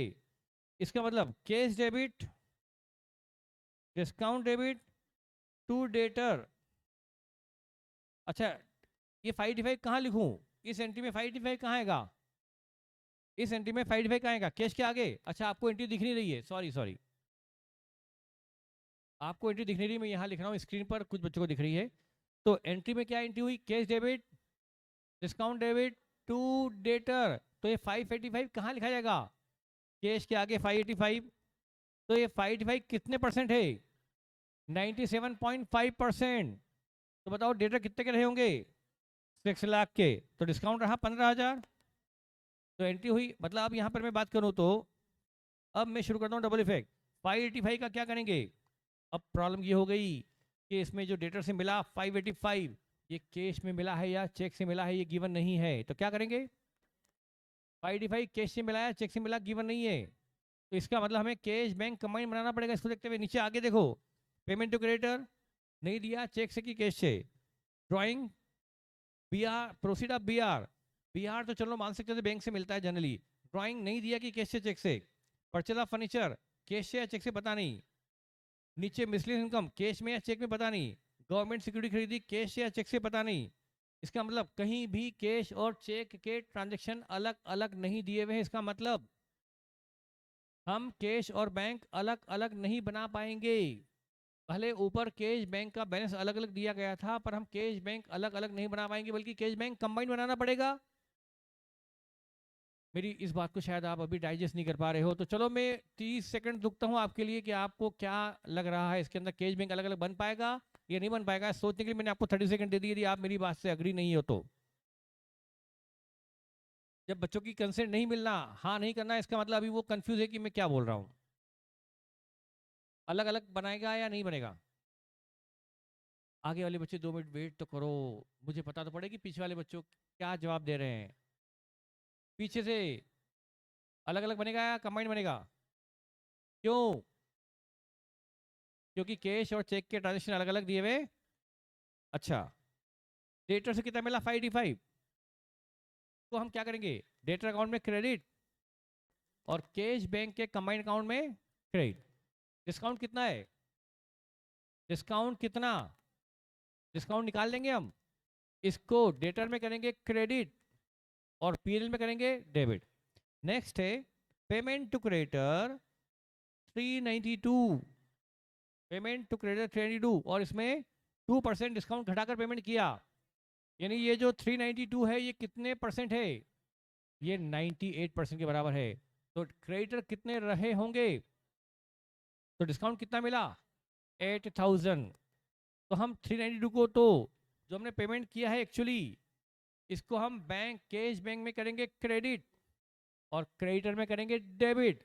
और 8000 के डिस्काउंट को 8 के डिस्काउंट को पीएनएल में करेंगे क्रेडिट और क्रेडिटर में करेंगे डेबिट।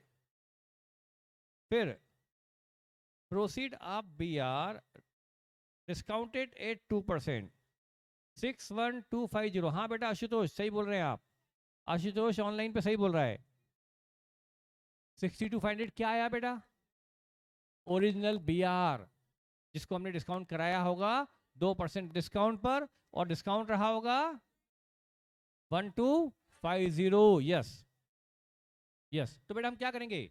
हमें जो मिला है 61,250, इस 61,250 को बैंक अकाउंट में कैश बैंक में करेंगे डेबिट और बीआर में करेंगे क्रेडिट। और जो डिस्काउंट दिया डिस्काउंटिंग, इसको पीएल में करेंगे डेबिट एज एन एक्सपेंस और बीआर अकाउंट में करेंगे क्रेडिट। नहीं समझ आया? एंट्री सोच लो, cash debit, discount debit to BR, इसकी पोस्टिंग वही आएगी। कैश में डेबिट, बीआर में क्रेडिट, डिस्काउंट में डेबिट और बीआर में क्रेडिट। फिर ड्राइंग कैश बैंक से क्रेडिट, कैपिटल में debit. Purchase of furniture midway through the year, purchase of furniture midway through the year 10,000। Furniture साल के बीच में खरीदा 10,000 से, तो कैश बैंक से क्रेडिट और फर्नीचर अकाउंट में डेबिट। फर्नीचर ओपनिंग कितना था? 60। कितने का खरीदा? कितना हो जाना चाहिए? 70 हो जाना चाहिए क्लोजिंग, लेकिन इनका तो 63,500 क्लोजिंग दिया हुआ है, मतलब बचा 6,500। डेप्रिसिएशन, ये डेप्रिसिएशन फर्नीचर अकाउंट से होगा क्रेडिट और पीएल में होगा debit. 4% government securities purchased 896% on 1 जुलाई 92, 96,000।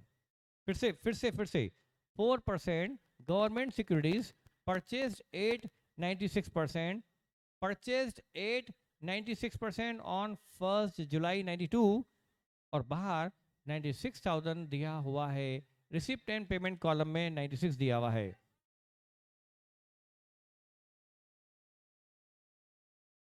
तो मुझे तो इसकी जनरल एंट्री चाहिए पहली, खरीदने की एंट्री।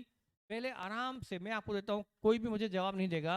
30 सेकेंड मैंने आपको दिए इसकी एंट्री सोचने के लिए। खरीदने की एंट्री क्या होगी? पहले सोचेंगे, मैं हाथ जिससे पूछूंगा वही बताएगा। एंट्री में जिससे पूछूंगा वही बताएगा। 30 सेकेंड सिर्फ दे सोचने के लिए। एंट्री का अमाउंट चाहिए मुझे, एंट्री के साथ अमाउंट भी चाहिए। इन्वेस्टमेंट तो कैश तो पता है बेटा लवीश, पर हमें तो अमाउंट चाहिए ना।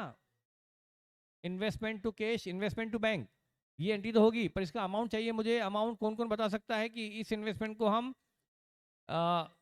इन्वेस्टमेंट टू बैंक एंट्री कितने से होगी? और ऑनलाइन से एक जवाब जो है,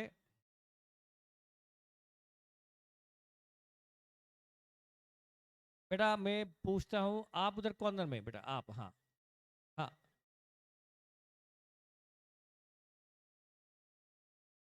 लवी, ओके ओके, लवी जैन का आंसर मुझे सही लग रहा है इधर से। लवी जैन का आंसर सही है और अमन का भी सही है, और बाकी सबके गलत है। ऑनलाइन में बाकी सबके गलत है, सिर्फ लवी और अमन के सही हैं। हाँ बेटा, इधर से आपने बोल दिया। अ, इधर से, इधर से पीछे से, इधर पीछे से नहीं। और कोई आपने पढ़ा हुआ तो नहीं बेटा ये वाला पॉइंट? आप बोलिए चलिए। इन्वेस्टमेंट,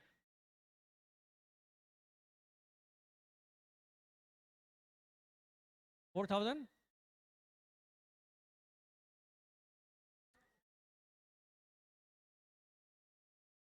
तो 4% गवर्नमेंट सिक्योरिटी कितने बड़े बिड होगी?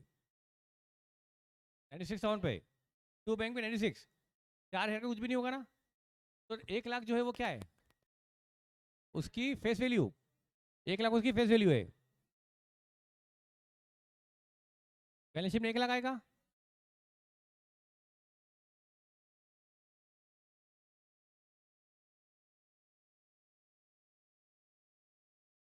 मैक्सिमम का आंसर यही है, investment debit 1 lakh, to bank 96, to discount 4,000। नहीं आएगा ऐसा? अरे इधर के पीछे तीनों बच्चे चिल्ला रहे नहीं आएगा नहीं आएगा, ना कर रहे हो तो बोलो ना बेटा। आप उधर रेड वाले बच्चे, आप रेड टी शर्ट में, मेरा नाम नहीं जानता सॉरी, आप बताइए बेटा 1 लाख क्यों नहीं आएगा? इन्वेस्टमेंट को हम कॉस्ट पे लेते हैं, तो बेटा 1 लाख रुपीज कॉस्ट नहीं है क्या? 1 लाख रुपीज क्या है उसकी फेस वैल्यू। यस, आप बिल्कुल सही बता रहे हैं बेटा, और विच रीजन सही बता रहे हैं। आपका रिप्लाई भी करेक्ट है और रीजनिंग भी करेक्ट है बेटा। इन्वेस्टमेंट की फेस वैल्यू कितनी थी? 1 लाख। उसको खरीदा कितने प्रतिशत पर? वो 96% पे खरीद लिया गया। मतलब कितने में मिल गया मार्केट में, मार्केट रेट से। तो हमारी कॉस्टिंग क्या रही? आज 96, आज बेचने जाओगे तो कितना मिलेगा तुरंत? हे भगवान।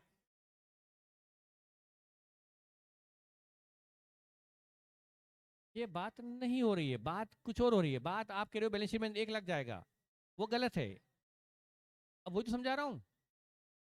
तो आप दूसरी बात शिफ्ट हो गए बेटा, अपनी एक बात को तो क्लियर करो, आप दूसरी बात पे शिफ्ट हो गए। प्रॉब्लम ये है कि आप एक्चुअल में प्रॉब्लम क्या होती है कई बच्चों के साथ कि अरे अपनी गलती को एक्सेप्ट करना उनको बहुत भारी काम होता है। बेटा गलती है तो एक्सेप्ट करो, बिल्कुल दिल खोल के करो। हम बात करें कॉस्ट की, बैलेंस शीट की। ये बोल रहा ना फेस वैल्यू कितनी है उसकी? 1 लाख, लेकिन मार्केट से कितने में मिल गया? अच्छा मान लो एक इक्विटी शेयर है 100 रुपए वाला, फेस वैल्यू कितनी है? अरे बाप रे, 10:19 हो गया और टाइम मेरा 10, सॉरी सॉरी 2 मिनट। 100 रुपए वाला शेयर मुझे 70 में मिल गया। 100 रुपए की फेस वैल्यू वाला शेयर 70 में मिल गया, तो आपके हिसाब से 70 में खरीद लूं और आज के आज 100 में बेच दूं, बिक जाएगा 100 में। फिर तो मैं आज ये क्लास वास पढ़ाना बंद करके वही काम शुरू करता हूँ। मार्केट में जो जो 100 रुपए वाले शेयर फेस वैल्यू वाले मार्केट में 20, 25, 30 में मिल रहे हैं वो खरीद लूं और तुरंत 100 में बेच दूं। मुझे कुछ करने की जरूरत ही नहीं। ऐसा होता है क्या? यदि आपने खरीदा 70 में है तो उसकी मार्केट रेट क्या चल रही है? तो बिकेगा भी कितने पे आज? ये 100 में बिक जाएगा। फेस वैल्यू तो सिर्फ क्या होती है, इंटरेस्ट देने के लिए। कॉस्ट क्या हुई आपकी? 96। तो बैलेंस शीट में असेट किस पे आती है, कॉस्ट पे या फेस वैल्यू पर? इंटरेस्ट कैलकुलेट किस पे होगा, वो अलग बात है। तो वो फेस वैल्यू तो बैलेंस शीट के इनर कॉलम में आएगी और आपकी बैलेंस शीट में क्या आएगी, कॉस्ट। एंट्री भी कितने से होगी, कॉस्ट से। एंट्री होगी investment to bank ₹96,000। Face value rough में निकालेंगे 1 लाख, उस पर इंटरेस्ट कैलकुलेट करेंगे 6 महीने का 4,000, उसकी एंट्री होगी एक्रू इंटरेस्ट बराबर। गलती को एडॉप्ट करना भी एक पढ़ने का तरीका है। 2,000 ठीक है। बट आज लेट हो गए सॉरी। किसकी बेची है अगली? तरुण सर के लिए तो बिल्कुल टाइम पे छोड़ना बहुत जरूरी है।